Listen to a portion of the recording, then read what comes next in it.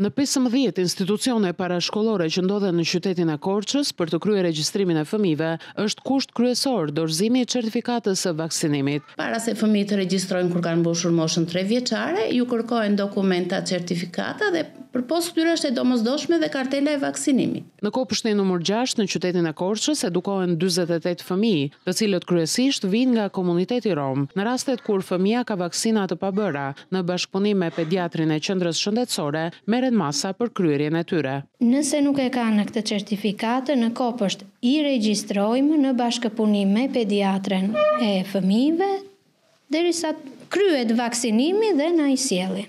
Mbahen për një periudhë kohore, por me kusht që të kryhet vaksinimi. Apeli për kryerjen e vaksinave sipas kalendarit të përcaktuar vjen edhe nga një nënë e 2 vajzave. 2 trupa. Njëra në kopësh, njëra në shkollë. I kanë kryer vaksina? Po, të gjitha. Vejnë t'i bëjnë vaksinat, ato i mbrojnë fëmijët, vaksinat. Sipas informacioneve nga Njësia Vendore e Kujdesit Shëndetësor në Korçë, rreth 360 fëmijë të moshave 1 vjeç dhe 5 vjeç ende nuk e kanë kryer vaksinimin apo rivaksinimin MMR, që i mbron nga sëmundjet e fruthit, rubeolës e shytave. Këta fëmijë janë mjaft të rrezikuar tashmë që rastet e para të fruthit janë shfaqur në vendin tonë.